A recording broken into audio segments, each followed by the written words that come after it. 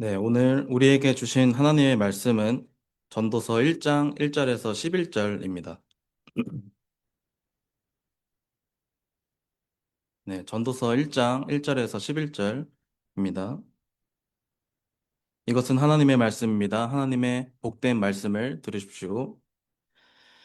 다윗의 아들 예루살렘 왕 전도자의 말씀이라. 전도자가 이르되 헛되고 헛되며 헛되고 헛되니 모든 것이 헛되도다. 해 아래에서 수고하는 모든 수고가 사람에게 무엇이 유익한가? 한 세대는 가고 한 세대는 오되 땅은 영원히 있도다. 해는 뜨고 해는 지되 그 떴던 곳으로 빨리 돌아가고 바람은 남으로 불다가 북으로 돌아가며 이리 돌며 저리 돌아 바람은 그 불던 곳으로 돌아가고 모든 강물은 다 바다로 흐르되 바다를 채우지 못하며 강물은 어느 곳으로 흐르든지 그리로 연하여 흐르느니라. 모든 만물이 피곤하다는 것을 사람이 말로 다 말할 수는 없나니 눈을 보아도 족함이 없고 귀는 들어도 가득 차지 아니하도다. 이미 있던 것이 후에 다시 있겠고 이미 한 일을 후에 다시 할지라. 해 아래에는 새 것이 없나니 무엇을 가리켜 이르기를 보라 이것이 새 것이라 할 것이 있으랴. 우리가 있기 전에 전 세대들에도 이미 있었느니라. 이전 세대들이 기억됨이 없으니 장래 세대도 그 후 세대들과 함께 기억됨이 없으리라. 아멘.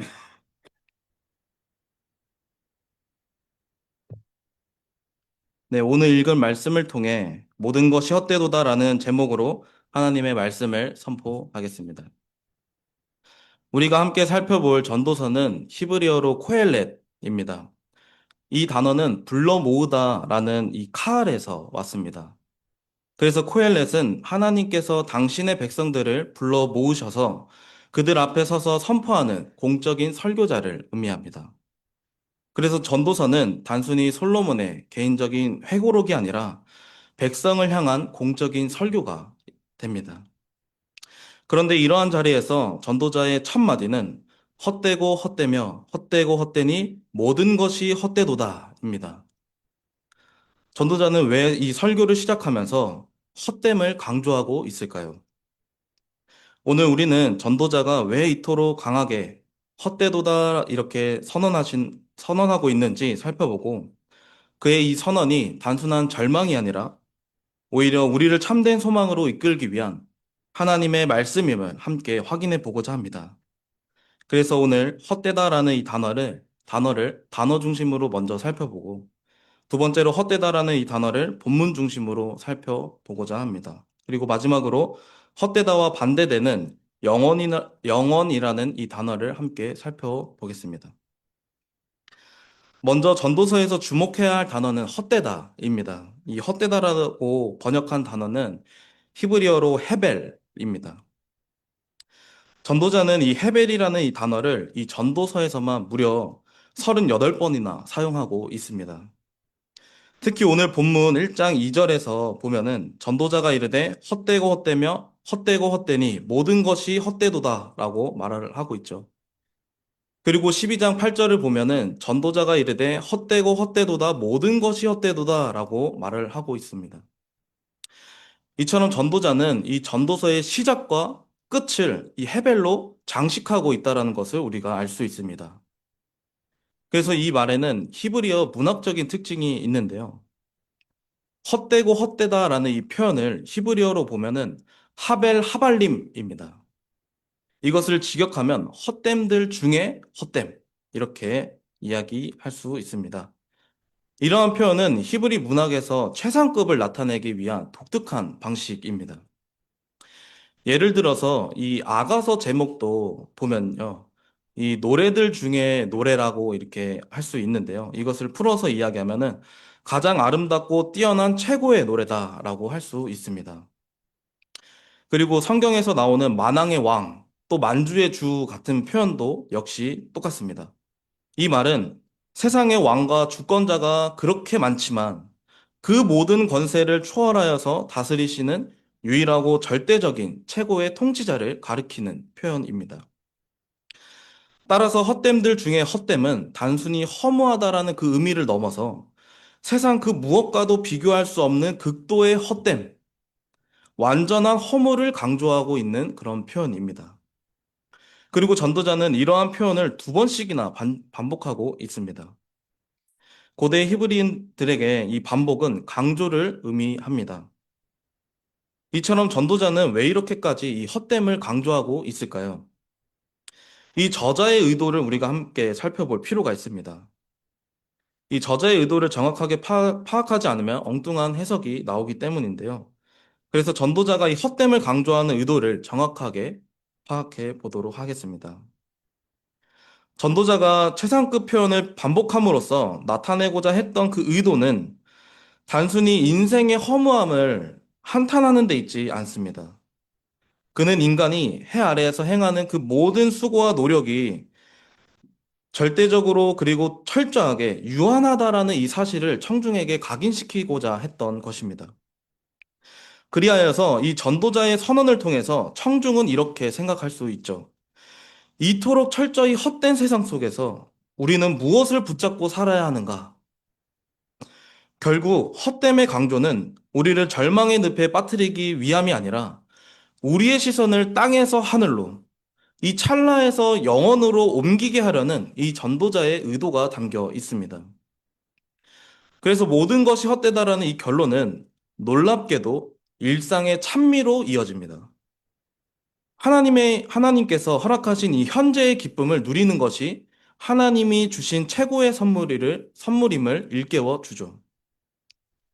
그리고 전도서에서 이 끝자락에 보면은 이러한 결론을 전도자가 이야기합니다. 일의 결국을 다 들었으니 하나님을 경외하고 그의 명령들을 지킬지어다. 이것이 모든 사람의 본분이니라. 이처럼 전도자의 의도는 해 아래에서 사는 피조물인 인간을 하늘에 계신 창조주 하나님을 바라보게 하는 것. 이것이 전도자가 헛됨을 강조한 의도입니다. 그렇다면 전도자가 말하는 헤벨은 무엇을 의미할까요? 헤벨은 문자적으로 숨결, 증기, 안개를 뜻합니다. 추운 겨울날 입 밖으로 나오는 하얀 입김을 떠올려 보시기 바랍니다. 분명히 눈에는 보이죠. 입김은 실체가 있습니다. 그러나 그것을 선으로 잡으려고 하면 어떻게 될까요? 아무것도 잡히지 않고 금세 사라져 버립니다. 그래서 헤벨은 실체는 있으나 잡을 수 없고 순식간에 사라지고 마는 이 인생의 일시성을 이야기해 줍니다. 우리 인생은 추운 겨울날의 이 입김처럼 눈에 보이고 느껴지지만 찰나에 불과합니다. 인생을 붙잡으려고 해도 붙잡을 수 없고 결국 사라지고 마는 것이 바로 헤벨이죠. 그런데 이 인생의 일시성은 전도자만 얘기한 것이 아닙니다. 성경은 곳곳에서 인생의 일시성에 대해서 증언하고 있습니다. 시편 103편 15절 16절을 보면은 인생은 그 날이 풀과 같으며 그 영화가 들의 꽃과 같도다.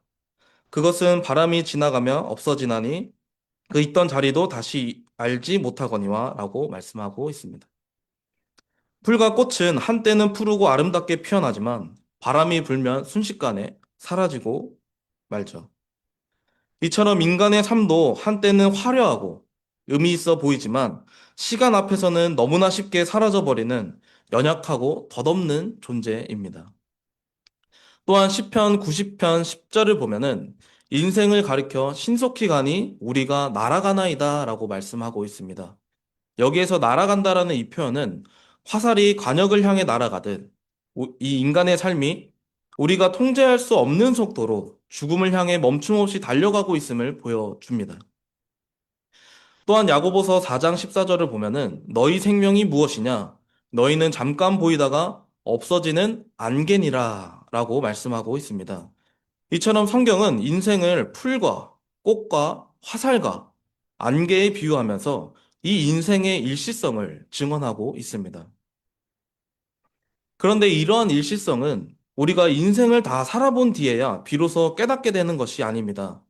우리는 이미 우리의 일상 속에서 해배를 끊임없이 경험하고 있습니다. 일상에서의 해배를 한번 나열해 볼까요?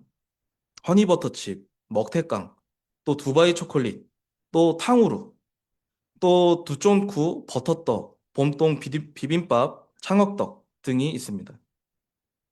이러한 것들은 우리가 모두 열광했던 것들이죠. 이것을 손에 넣기 위해서 편의점 트럭을 쫓아다니고 몇 시간씩 줄을 서면서 오픈런을 마다하지 않았습니다. 그리고 빵보다 스티커 한 장에 수만 원이 오갔고요. 그리고 수많은 유행은 SNS를 뜨겁게 달궜습니다. 최근에는 샌로그, 그 다음에 악동 뮤지션의 이 소문에 나가 이 챌린지가 굉장히 유행하고 있습니다. 이처럼 우리는 더 새로운 것, 더 자극적인 것을 찾지만 그 끝에서 마주하는 것은 언제나 또 다른 헤벨입니다. 유행의 시기가 매우 짧죠. 찰나에 불과합니다. 그래서 우리는 눈 깜짝할 새 변해버리는 이 유행의 속대를 보면서 헤배를 느끼고 있습니다. 여기에서 오해가 없었으면 좋겠습니다. 인생이 헤벨이라고 해서 인생을 우리는 부정할 수 없죠. 그런 것처럼 우리의 일상이 헤벨로 가득 찼다라고 해서 일상의 기쁨을 부정해야 한다라는 말은 아닙니다. 헤벨은 모든 일이 부질없다라는 의미를 의미하지 않습니다. 유행은 찰나에 불과하지만 이것을 통해 소중한 사람들과 소중한 추억을 만들 수 있죠. 벚꽃을 생각해 보십시오. 벚꽃은 정말 찰나에 불과합니다. 하지만 벚꽃은 이 찰나에 불과하더라도 정말 많은 사람들에게 기쁨을 주죠. 비록 아주 짧은 기쁨이지만 그 찰나의 기쁨은 많은 사람들이 만끽할 수 있습니다. 또 믿는 신자에게 있어서 벚꽃은 창조주 하나님께서 우리에게 베푸시는 선물로 고백할 수 있고요. 벚꽃을 보며 창조주 하나님의 그 아름다우심을 우리가 고백할 수 있습니다. 하지만 경계해야 될 부분이 반드시 있습니다. 하나님 없이 유행만 쫓아다니면 필히 공허할 것입니다. 이러한 것들은 우리를 만족시킬 수 없으며 우리의 영혼을 충만하게 채울 수 없는 것들입니다. 유행은 끊임없이 생산되지만 유행으로 우리의 마음을 결코 채울 수 없죠. 우리의 마음을 순간 즐겁게 할 수 있을지 모르지만 그것은 또 다른 갈증을 일으킬 뿐입니다. 이처럼 수많은 유행은 찰나에 불과합니다. 우리의 인생도 찰나에 불과하죠. 그래서 우리의 일상은 헤벨의 연속이고 우리의 인생은 헤벨로 가득 차 있습니다. 그리고 마침내 죽음 앞에 서게 될 때 우리는 우리의 삶이 한순간의 안개와 같았음을 고백할 수밖에 없습니다. 두 번째로 헤벨을 본문 중심으로 한번 살펴보도록 하겠습니다. 일상의 헤벨과 인생의 헤벨은 전도서에서도 다양하게 표현됩니다. 전도서에는 이 수고의 헛됨, 또 지혜의 헛됨, 또 즐거움의 헛됨, 돈과 재물의 헛됨, 의로움의 헛됨 등을 하나씩 보여주고 있습니다. 그리고 나서 전도자는 이렇게 말을 합니다. 열심히 수고해도 헛되고, 지혜를 극대화해도 헛되고, 쾌락을 극대화해도 헛되며, 부를 아무리 축적해도 헛되고, 의롭게 살아도 헛되다. 결국 전도자의 이 결론은 모든 것이 헛되다입니다. 오늘 본문 3절을 보면은 해 아래에서 수고하는 모든 수고가 사람에게 무엇이 유익한가 이런 질문으로 시작을 합니다. 여기에서 유익이라고 번역한 히브리어 이트론을 우리가 한번 살펴보도록 하겠습니다. 이트론은 이 상업 용어로 순이익을 의미합니다. 그래서 장사를 할 때 매출에서 원가와 비용을 다 빼고 최종적으로 내 주머니에 넣는 그 순이익을 말을 하죠. 그런데 전도서 2장 11절을 보면은 내 손으로 한 모든 일과 내가 수고한 모든 것이 다 헛되며 바람을 잡는 것이며 해 아래에서 무익한 것이로다라고 말씀합니다. 전도자는 해 아래에서 하는 그 모든 수고에 순이익이 없다라고 말을 해주고 있는 거죠. 그래서 그는 전도서 5장 15절에서 다음과 같이 말을 합니다. 그가 모태에서 벌거벗고 나왔은즉 그가 나온 대로 돌아가고 수고하여 모든 것을 아무것도 자기 손에 가지고 가지 못하리니 이처럼 해 아래에서 수고하는 그 모든 수고는 자기에게 아무런 이트론, 순이익을 우리에게 남기지 못합니다. 그런데 이트론을 이 양적인 개념이 아니라 질적인 개념으로 우리가 살펴보면 또 다른 의미가 있습니다. 이 히브리어 이트론은 더 낫다, 우월하다라는 이 뜻의 어근, 야타르에서 왔습니다. 그래서 이 히브리인들에게 이 진정한 유익이란 무엇인가라고 물으면 내 영혼을 이전보다 더 풍성하고 또 온전하게 만들어주는 상태다라고 이야기를 합니다. 그런데 전도자가 유익이 없다, 무익하다라고 선언을 하죠. 이 말은 단순히 남는 것이 없다라는 뜻을 넘어서 인간의 그 모든 수고와 성취가 우리를 근본적으로 더 나은 존재로 변화시키지 못하고 우리의 영혼을 완전히 채워주지 못한다라는 것을 의미합니다. 따라서 인간은 물질적으로 굶주린 존재뿐만 아니라 영혼이 굶주린 존재라고 설명할 수 있습니다. 그래서 아우구스티누스는 이 영혼이 굶주린 존재를 다음과 같이 이야기를 해줍니다. 사람, 곧 당신 창조계의 작은 조각 하나가 당신을 찬미하고 싶어 합니다. 당신을 찬미의 즐기라고 일깨우시는 이는 당신이시고, 당신을 향해서 저희를 만들어 놓으셨으니, 당신 안에 시기까지는 저희 마음이 안달합니다. 또한 그는 이렇게 말을 하죠. 한 개인은 하나님께로 돌아와 그분 안에서 안식을 찾지 않는 한 안절부절 못하며 안개 속에서 흐느적거리며 여기저기를 배회할 뿐이다. 이처럼 인간은 영혼이 굶주린 존재로서 삼일체 하나님 안에서 안식을 찾지 않는 한 평안할 수도 없고 안절부절 못하며 안개 속에서 흐느적거리며 여기저기 배회할 뿐입니다. 그래서 전도자는 영혼이 굶주린 인간의 모습을 8절에서 설명하고 있습니다. 모든 만물이 피곤하다는 것을 사람이 말로 다 말할 수는 없나니 눈은 보아도 족함이 없고 귀는 들어도 가득 차지 아니하도다. 그리고 전도서 5장 10절을 보면은 은을 사랑하는 자는 은으로 만족하지 못하고 풍요를 사랑하는 자는 소득으로 만족하지 아니하나니 이것도 헛되도다. 이렇게 말씀하고 있습니다.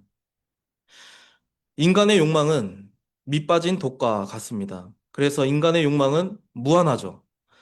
하지만 하나님 없이 사는 그 인간은 이 무한한 욕망을 채울 길이 없습니다. 그래서 하나님 없이 사는 인간은 안절부절 못하며 안개 속에서 흐느적거리고 또 여기저기를 배회할 뿐입니다. 그래서 셰익스피어는 이렇게 말을 했습니다. 욕망은 무한하되 행위는 언제나 그 욕망을 다 담지 못하는 한계의 노예다. 인간은 이 무한한 욕망의 노예입니다. 인간은 끊임없이 새로운 욕망을 생산하고 그 욕망을 채우기 위해 부단히 애쓰죠. 하지만 무한한 욕망을 온전히 채우지 못합니다. 그래서 무한한 욕망의 노예가 된 인간은 끊임없이 새 것을 찾습니다. 오늘날 수많은 새 것이 존재하죠. 새로운 음식, 새로운 유행, 또 새로운 콘텐츠, 새로운 기술들이 끊임없이 생산됩니다. 인간은 늘 최신을 따라가지고 더 새롭고 더 자극적인 것을 찾습니다. 하지만 그 새 것은 우리를 오래 만족시키지 못합니다. 처음에는 신선하고 특별하게 느껴지지만 시간이 조금만 지나면 금세 익숙해지고 더 이상 설레게 하지 못합니다. 그래서 또다시 새 것을 찾게 되는 거죠. 세상은 새로운 기술이 등장할 때마다 세상을 근본적으로 바꿀 것이다라는 이 기대감이 있습니다. AI, 5G, 민간 우주 비행 등은 분명 현상적으로는 새로운 것들입니다. 하지만 이러한 것들은 인간의 무한한 욕망을 채우지 못합니다. 그리고 인간을 근본적으로 더 나은 존재로 변화시키지 못하죠. 인간 영혼을 완전히 채워주지도 못합니다. 그렇기 때문에 새 것이라고 하는 것 역시 전도자의 관점에서는 무익할 뿐입니다. 그래서 전도자는 오늘 본문 9절에서 해 아래에는 새 것이 없다라고 말을 해주고 있습니다. 그리고 전도자는 11절에서 기억됨이 없다라고 말합니다. 인간의 깊은 갈망 중에 하나는 이 기억되고 싶은 갈망입니다. 우리는 사랑하는 사람에게 기억되고 싶죠. 자신이 살았던 이 시간들이 의미 있게 기억되기를 바랍니다. 그래서 우리가 누군가와 마음을 나누고 우리의 삶을 공유하고 관계를 붙잡으려 하는 그 모든 이 애씀이 기억되고 싶은 갈망 때문입니다. 그런 의미에서 기억은 곧 관계입니다. 서로를 기억해 준다는 것, 또 함께 기억할 시간을 만들어 간다라는 것, 이 모든 것이 관계 안에서 이루어지죠. 그래서 잊혀짐은 관계의 단절이라고 할 수 있습니다. 그런데 전도자는 이 개인적인 기억보다 세대적인 그런 기억을 말을 하고 있습니다. 그래서 11절을 보면은 이전 세대들이 기억됨이 없으니 장래 세대도 그 후 세대들과 함께 기억됨이 없으리라 고 말합니다. 오늘날 대한민국은 여러 세대가 있습니다. 베이비붐 세대, X세대, 밀레니얼 세대, 그 다음에 G세대, 알파 세대가 있습니다. 하지만 시간이 지나면 또 세대가 등장하고요. 또 이전 세대는 점점 역사의 뒤편으로 밀려나게 됩니다. 세대는 계속 바뀌고 또 바뀝니다. 아무리 유명한 사람도, 또 아무리 강력한 군대도, 또 아무리 거대한 갑부도, 아무리 부강한 국가도 다 죽고 소멸되고 패하게 됩니다. 4절에서 말하고 있는 것처럼 한 세대는 가고 한 세대는 올 뿐입니다. 자연이 쉬지 않고 순환하듯 인간사도 부지런히 돌아가지만 그 어떠한 것도 그 인간의 유익을 남기지 못합니다. 마지막으로 이 헤벨과 반대되는 영혼을 함께 살펴보도록 하겠습니다. 오늘 본문에서 이 헤벨과 반대되는 단어가 하나 있습니다. 1장 4절입니다. 한 세대는 가고 한 세대는 오되 땅은 영원히 있도다. 인생은 찰나에 불과하지만 땅은 영원합니다. 그래서 헤벨과 반대되는 단어가 바로 영원이죠. 이 영혼은 히브리어로 올람입니다. 그런데 이제 미래지향적인 현대인들에게 이 영혼은 끝없이 펼쳐질 미래를 생각하게 해줍니다. 하지만 고대 히브리인들에게 이 영혼을 뜻하는 이 올람은 아주 먼 과거부터 시작됩니다. 그래서 신명기 32장 7절을 보면은 옛날을 기억하라 이렇게 말을 하고 있는데요. 여기에서 이 옛날로 번역한 단어가 바로 올람입니다. 그렇기 때문에 올람을 기억하라 라고 할 수 있는 거죠. 물론 이 올람이라는 것은 이 아득한 과거만 기억하라는 것은 아닙니다. 올람은 까마득한 미래까지도 포함합니다. 이 올람이라는 이 단어의 어근을 보면은 이 알람인데요. 이것은 숨겨지다, 감추어지다라는 그 의미를 담고 있습니다. 그래서 올람은 인간의 시야 너머에 있는 먼 시간, 그리고 감추어진 시간을 의미합니다. 그래서 영어는 이 인간의 짧은 인생으로는 도저히 다 볼 수 없는 감추어진 시간을 의미합니다. 다시 말해서 이 영어는 피조물인 인간의 영역이 아니라 창조주 하나님의 영역입니다. 그래서 하나님의 기사를 기록한 이 모세는 시편 90편 2절에서 이렇게 고백합니다. 산이 생기기 전, 땅과 세계도 주께서 조성하시기 전, 곧 영원부터 영원까지 주는 하나님이시니이다. 여기에서 영원부터 영원까지가 바로 하나님의 영역인 영원입니다. 그렇기 때문에 영원은 까마득한 과거와 또 까마득한 미래 둘 다 향해 있는 것이죠. 그렇다면 땅은 어떻게 영원할 수 있을까요? 땅이 영원할 수 있는 것은 땅을 창조하신 창조주 하나님께서 영원하시기 때문입니다. 그래서 전도서 3장 14절에서는 하나님께서 행하시는 모든 것은 영원히 있을 것이라 라고 말씀하고 있습니다. 이처럼 땅이 영원한 이유는 하나님께서 영원히 일하시기 때문입니다.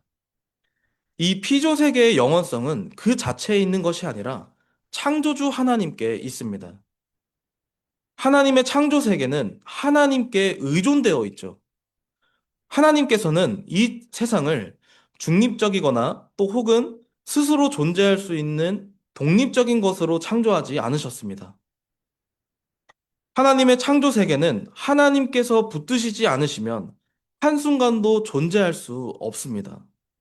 그래서 우리가 딛고 서 있는 이 땅은 스스로 존재하는 것이 아니라 영원하신 하나님께서 자신의 주권과 섭리로 영원히 붙드시고 다스리고 계시는 세계입니다. 우리는 하나님이 영원하시다라는 것을 깊이 살펴볼 필요가 있습니다. 하나님의 영원성은 하나님의 불변성과도 깊은 관련이 있습니다. 긴밀하게 연결됩니다. 하나님의 영원성과 하나님의 불변성은 결코 분리되지 않습니다. 하나님은 이 시간의 흐름에 따라서 변화하시는 분이 아니십니다. 그래서 인간은 시간 속에서 태어나고 성장하고 쇠퇴하며 끊임없이 변해가지만 하나님은 영원부터 영원까지 동일하신 분이십니다. 그래서 하나님은 자신을 이렇게 계시하십니다. 말라기 3장 6절에서 나 여호와는 변하지 아니하나니. 그렇기 때문에 하나님은 변하지 않는 분이십니다. 그분의 지혜는 흐려지지 않으며 그분의 능력은 고갈되지 않고 그분의 성품은 오염되지 않습니다. 하나님은 영원히 변하지 않는 분이십니다. 이러한 하나님의 불변성은 하나님의 백성인 우리에게 크나큰 위로와 안정감을 줍니다. 우리를 향한 하나님의 사랑이 영원히 변하지 않죠. 우리를 향한 하나님의 자비와 긍휼은 영원히 변하지 않습니다. 우리를 향한 하나님의 뜻과 목적은 영원히 변하지 않습니다. 특히 그리스도 안에 있는 자들에게 성부 하나님의 사랑은 불변할 수밖에 없습니다. 그 이유는 성부께서 우리를 사랑하시는 그 근거가 우리가 아니라 그분이 영원히 사랑하시는 성자 예수 그리스도께 있기 때문입니다.